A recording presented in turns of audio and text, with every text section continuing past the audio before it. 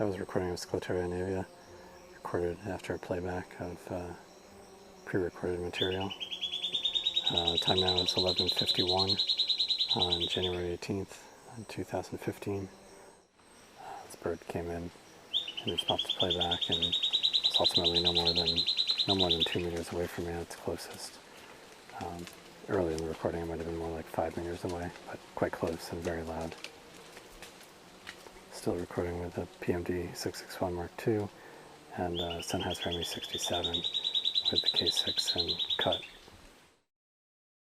The coordinates for the Sclateria recording are 1.19643 degrees south, 48.29744 degrees west.